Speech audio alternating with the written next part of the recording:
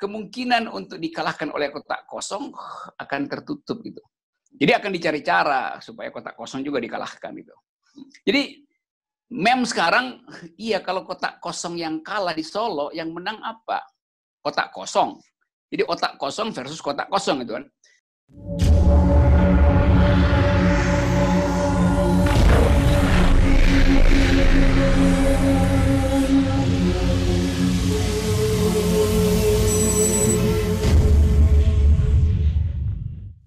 Halo, apa kabar Anda semua? Kembali berjumpa dengan saya, Hersunu Arif dari Forum News Network. Dan segera bergabung dengan Bung Rocky Gerung dari Rocky Gerung Official. Masih setia di Sentul atau sudah pindah ke Solo? Saya menghindar dari Sentul dan menghindar dari Solo. Okay. Karena itu persaingan to be or not to be. Atau yang menang Sentul atau yang menang Solo. Kita nonton dulu. Ya. Kenapa berita antara Sultan Solo dan Sultan Sentul itu maksudnya. Oke. Ya, kenapa berita soal Gibran ini kemudian menjadi trending topik yang luar biasa ramai dan bahkan mengalahkan peristiwa-peristiwa besar seperti kasusnya Joko Chandra. Apa yang salah sebenarnya orang kemudian menyoroti apa yang disebut sebagai nepotisme? Menarik. Di dalam alam pikiran rakyat Indonesia sekarang ada dua Gibran. Yang satu Khalil, yang mengajarkan kebajikan, wisdom. Yang lain adalah yang bukan Khalil itu. Iya. Jadi saya nggak tahu siapa. Ya, puisinya Khalil Gibran tentang anak-anakmu adalah bukan anakmu itu ya, berarti ya sebenarnya. Iya. Oke. Khalil yang Gibran yang Khalil itu jadi idola peradaban karena dia memperlihatkan fasilitas batin dia yang luas sehingga semua orang sampai sekarang masih ingat puisi itu.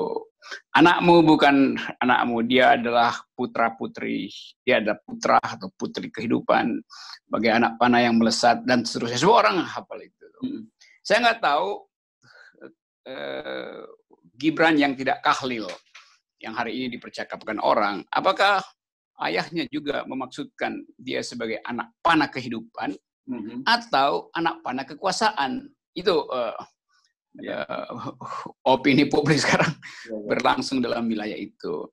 Kalau di anak panah kehidupan, maka ada wisdom, yaitu sang ayah pasti mengarahkan anak panahnya, kendati bukan berasal dari, bukan keinginan dia, tapi dia menjadi busur supaya anak panahnya menjadi contoh di masa depan.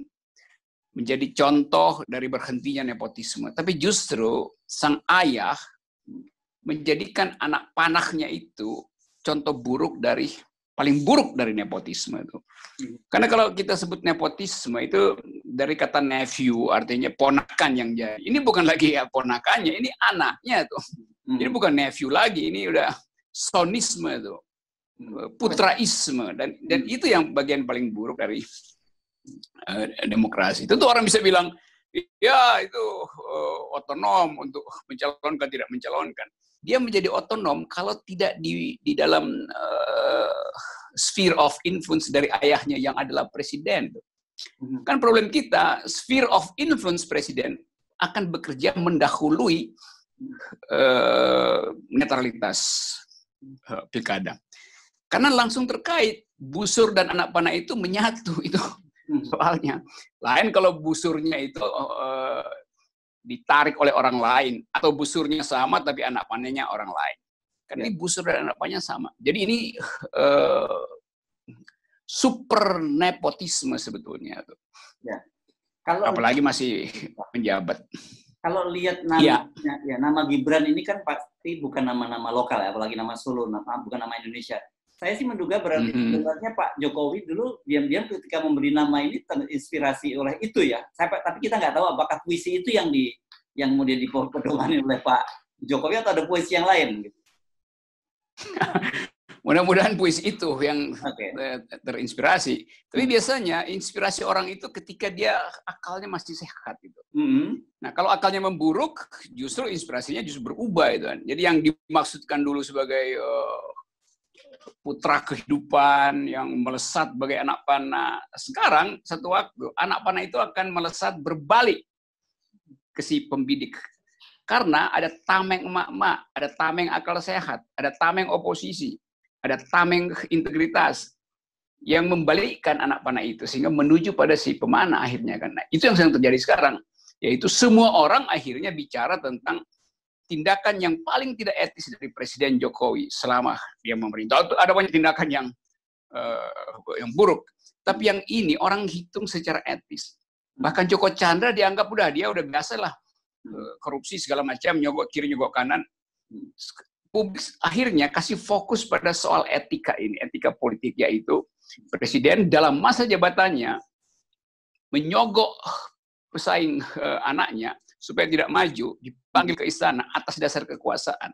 Dan itu yang jadi ingatan utama akal sehat publik hari ini. Jadi orang nggak berhitung lagi macam-macam, orang anggap inilah maksim dari bukan sekedar arogansi, tapi dari kebusukan politik. Maksim dari kebusukan politik, ultimum dari kebusukan politik. Dulu kita tahu Presiden Soeharto angkat Mbak Tutut jadi Menteri Sosial. Kita protes semua pada waktu itu. Tapi akhirnya kita mengerti karena sistemnya otoriter gitu kan. Jadi tidak ada yang memberi peringatan pada Presiden Soeharto atau takut memberi peringatan. Tetapi dalam kasus Jokowi dan anaknya, peringatan itu justru diberikan oleh Jokowi sendiri di awal-awal kepemimpinan supaya tidak ada nepotisme. Saya tidak akan mendorong anak-anak saya jadi politisi segala mengikuti jejak saya ketika saya sedang berkuasa. Kan justru di situ konyolnya kan. Pak Harto jelas lebih fair kita nilai. Karena beliau menguasai infrastruktur politik, tidak ada oposisi, maka dia memutuskan Mbak Tutut jadi. Dan publik masih catat ingatan itu. Jadi kalau kita bikin bandingan antara Pak Harto dan Jokowi sekarang, ya lebih otoriter Jokowi akhirnya. Karena dalam sistem demokrasi, terang benderang, dia masih bermain di air keruh gitu. Dan dia masih mencari keuntungan dari jabatan politik yang dia punya sekarang. Jadi dia sebetulnya, ya sebut aja, lebih totaliter dari yang kita sebut sistem Orde Baru tuh. Jadi kalau karena justru sekarang publik ribut-ribut semacam ini, jadi bukan sekedar nyinyir, tapi ini adalah kesadaran mereka bahwa mereka hidup dalam sebuah negara demokrasi, dalam alam demokrasi, begitu kan? Justru itu. Jadi kita udah pindah paradigma, pindah kimia dari kimia otoritarian ke kimia demokrasi. Tetapi bagian yang aglutinasi atau apa namanya dalam ilmu kimia penggumpalan energi politik buruk itu masih ada di dalam pembuluh darah demokrasi kan. Itu yang menjengkelkan publik. Bahkan bukan cuma publik Indonesia, publik dunia mentertawakan. Saya baca beberapa koran dunia menganggap bahwa lihatlah Indonesia itu mau demokrasi tapi begitu caranya tuh. Jadi kita ditertawakan oleh dunia sekaligus kita berupaya untuk menghindar dari soal-soal real ekonomi. Padahal kita lagi berupaya untuk memusatkan energi pada penanganan kesehatan. Tiba-tiba Pak Jokowi menganggap nggak penting. Yang lebih penting adalah anak panah saya harus melesat menuju kursi kekuasaan di Solo. Itu. Ya. Nah, tapi kan sekarang begini. Oke Pak Jokowi katakanlah berkeinginan agar anaknya maju dan kemudian memenangkan Pilkada Solo. Ada banyak partai-partai lain, tapi kemudian partai-partai lain juga kemudian mengapa semuanya seolah-olah membebek saja pada kekuatan itu, dan karena kemudian muncullah jadi calon tunggal di Solo itu. Saya mencium sesuatu justru yang paradoks, karena sangat mungkin partai-partai itu justru mau menjebloskan Pak Jokowi di dalam permainan yang betul-betul konyol. Jadi nanti mungkin pada akhirnya semua partai seharusnya dukung aja supaya dia melawan kotak kosong kan, sehingga dipermalukan secara total. Tapi mungkin nanti ada partai yang masih mau nyodorin karena yakin akan menang itu. Saya kira PKS akan menyodorkan nama untuk menghindari terjadinya absolutisasi kekuasaan di Solo. Bahkan ada orang yang mengolok-olok kalau bisa Tommy Soeharto ikut di dalam persaingan itu, ada nama lain. Jadi sebetulnya memberi peringatan bahwa ada yang nggak benar di dalam cara Jokowi mengajukan nama. Ya. Bahkan mereka yang pernah tersiksa di dalam sistem monolitik Orde Baru merasa bahwa buset dah ini mau disebut Orde Baru, orde terbaru atau orde konyol. Kalau ya ada nyebutnya kan kalau ya Akademi Australia menyebutnya New Order gitu. Jadi apa orde baru-baru. Iya, New Order itu. Ya. Kan saya lihat di WA grup macam-macam kan. Ya kalau begitu jangankan kotak kosong itu. Didiemin aja juga udah lantik aja langsung kan, nggak perlu pakai kotak kosong sebagai. Jadi sebaiknya Presiden Jokowi keluarin perpres aja untuk menetapkan siapa wali kota Solo kan. Jadi nyinyirnya sampai di situ tuh. Dan itu justru yang membuat pembusukan politik makin menjadi. Ya. Mereka yang tadinya absolut anti Orde Baru sekarang justru bersimpati pada Orde Baru karena bahkan dalam sistem demokrasi cara-cara monolitik masih dipraktekkan kok. Nah, tokoh-tokoh Orde Baru justru sekarang terbuka ikut dalam partai yang kompetisi terbuka, tidak memanfaatkan fasilitas kekuasaan, kendati mereka mungkin masih punya kemampuan dalam soal finansial. Tapi nggak lakukan itu karena mereka yang mantan Orde Baru mengerti bahwa sekarang era demokrasi itu yang mesti kita hargai itu. Putra-putri Presiden Soeharto juga kasih semacam sinyal bahwa kok begini jadinya tuh. Jadi kan terbalik-balik kan. Kesadaran datang justru dari mereka yang melakukan kesalahan di masa lalu dan ingin memperbaiki Indonesia. Nah sekarang Jokowi yang kita siapkan fasilitas demokrasi justru merusak demokrasi. Itu paradoksnya tuh. Ya, oke. Begini, katakanlah sekarang Pak Jokowi berhasil menggiring hampir semua partai kecuali PKS, kemudian menjadikan anaknya calon tunggal. Kan kalkulasinya dengan begitu dia akan melenggang. Iya. Kita kan pernah punya kasus di Makassar. Ketika ada keluarganya Pak Kala juga maju sebagai wali kota Makassar, dia juga calon tunggal, ternyata kalah oleh kota kosong itu. Menurut Anda bisa nggak terjadi ini di Solo? Atau bahkan nanti di Medan juga ada itu, menantunya Pak Jokowi? Tentu pihak istana tahu dua kasus itu, kasus di Makassar. Jadi mereka tentu berhitung bahwa jangan sampai terjadi sebut aja dalam politik Yusuf Kala paradoks gitu. Pak JK adalah tokoh di situ, toh dikalahkan. Tentu mereka akan politik Solo akan berupaya untuk menghindari itu. Artinya kemungkinan untuk dikalahkan oleh kotak kosong akan tertutup gitu. Jadi akan dicari cara supaya kotak kosong juga dikalahkan gitu. Jadi sekarang iya kalau kotak kosong yang kalah di Solo, yang menang apa? Kotak kosong. Jadi otak kosong versus kotak kosong itu kan. Jadi segitu nyinyirnya kan. Ya. Percakapan politik hari ini kan. Karena begitu kekuasaan dimaksimalkan ya Pak Yusuf Kala ya mungkin hanya karena pengaruh kultural di dalam masyarakat ujung pandang. Tapi Pak Jokowi ini presiden punya kemampuan untuk mengeluarkan sumber dana, sumber daya, aktivitas intelijen segala macam itu untuk memenangkan putranya tuh. Jadi benar-benar catatan kalau ada lembar hitam dalam sejarah demokrasi, ini adalah hitam dua sisi. Biasanya hitam cuma satu sisi, ya. Sebelahnya ada putih, jadi hitam putih, dua sisi. Sekarang hitam-hitam tuh. Lain kalau misalnya, oh ya, nggak ada soal Joko Chandra, nggak ada soal COVID segala macam, karena itu ya Presiden sedikit menghibur publik. Oh ya, ini juga sekedar untuk meramaikan politik, maka silakanlah si Gibran maju, toh dia nggak akan terpilih. Tapi ini kan serius dikerjakan kan?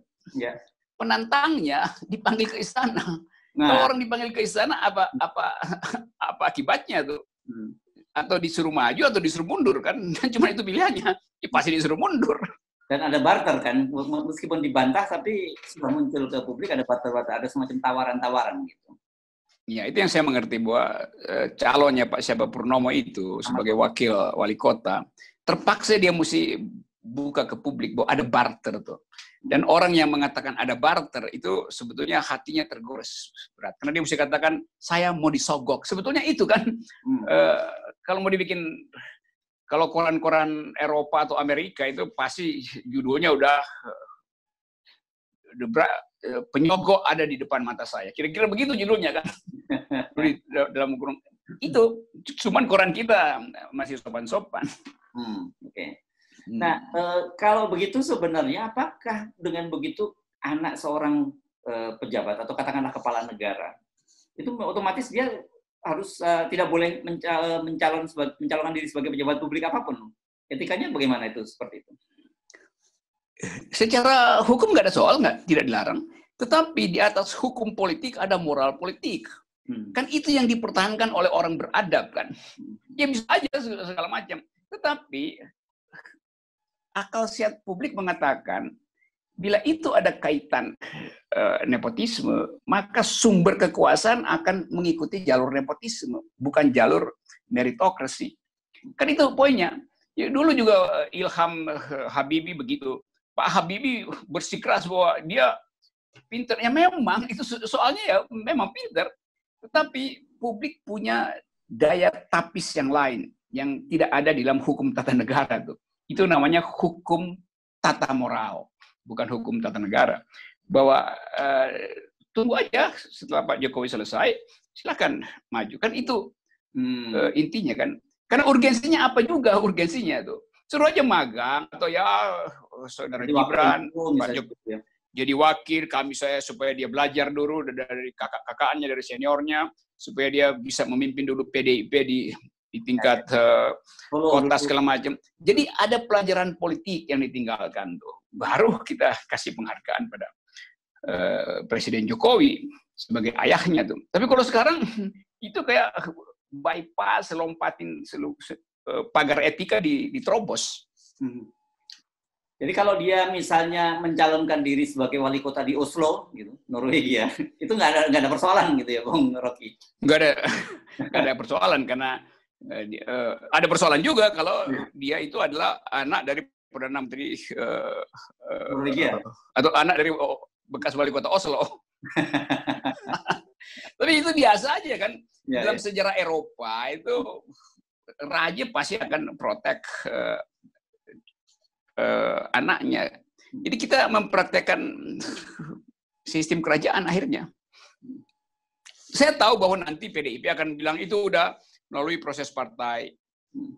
Nanti juru bicara Jokowi juga bilang itu persamaan hak di dalam kewarganegaraan. Oh iya, jarak antara hak dan kekuasaan itu seharusnya dihalangi oleh moral publik. Dan moral publik mengatakan itu tidak etik, tidak bermoral. Ya.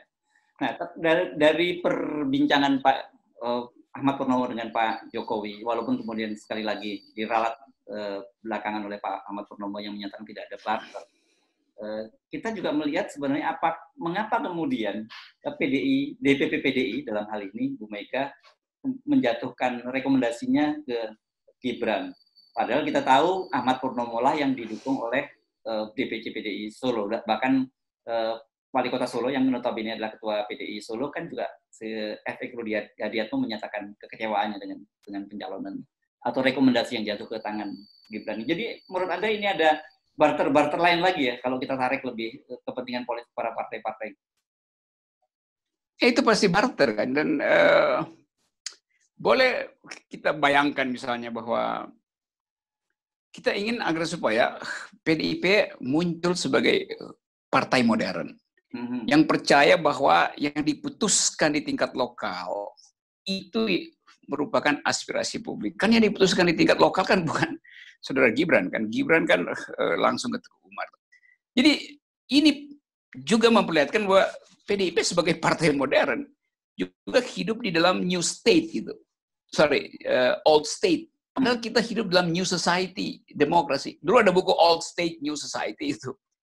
Jadi PDIP jadi partai yang old state, yang tidak menghitung moralitas modern dalam berpolitik. Padahal saya bayangkan Ibu Mega akan datang sebagai pemimpin politik yang punya pengalaman panjang dan punya wawasan kebangsaan dan mengatakan bahwa Saudara Gibran, kami ingin agar supaya Anda magang sebagai kader partai. Maka itu akan jadi terhormat buat Gibran, juga buat PDIP dan buat publik, karena Ibu Mega memberi pelajaran etik di dalam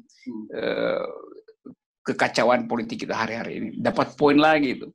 Tapi ya udah, saya menganggap bahwa ya mungkin memang hukumnya mesti begitu, gerak sejarah mesti begitu, harus diperlihatkan persembunyian kebobrokan supaya nanti kita sekaligus pindah dari lubang gelap politik pergi pada cahaya terang demokrasi. Jadi kira-kira memang begitu, mesti sampai ke nadir dulu, roda itu mesti diputar sampai ke bawah dasar supaya kita naik lagi. Jadi saya oke-oke aja, karena itu saya usulkan supaya sebaiknya semua partai dukung aja Saudara Gibran supaya dia nanti versus kotak kosong. Kalau kotak kosong menang, itulah yang disebut momentum pembalikan moral. Kalau Gibran menang juga sama, itu juga momentum pembalikan moral. Karena dua-duanya orang nggak percaya kan, orang tidak percaya Gibran bisa menang gitu. Itu jadi apa namanya? Papan caturnya bidak putih dimainkan belakangan, yang maju duluan bidak hitam, jadi agak aneh kan. Biasanya mesti bidak putih yang maju duluan, ini bidak hitam, yaitu tukar tambah politik, lebih dulu maju ketimbang etika politik.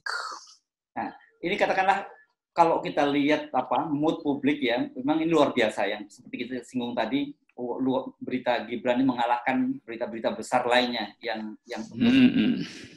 Kalau katakanlah Pak Jokowi ingin memperbaiki situasinya, karena tidak mungkin ditarik mundur lagi pencalonan, beliau mengadres kepada publik, menyatakan bahwa oke, saya silakan pada rakyat Solo untuk melakukan pemilihan yang bebas gitu. Dan kemudian setelah itu hasilnya ternyata Gibran menang, apakah itu bisa memperbaiki situasi juga?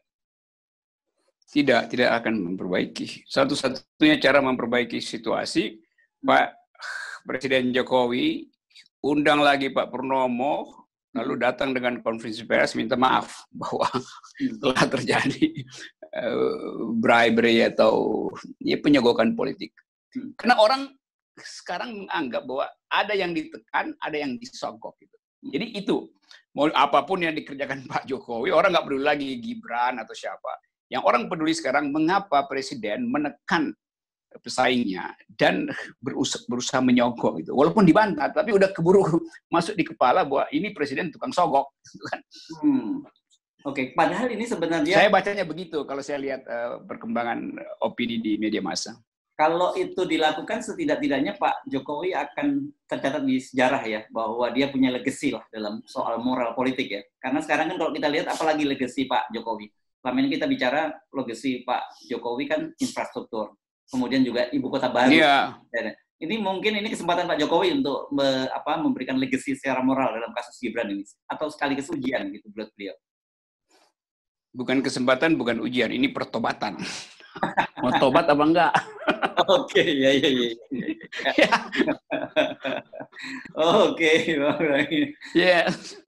Baik, terima kasih Bung Rocky. Ya, Herzo, yes. Bertobatlah.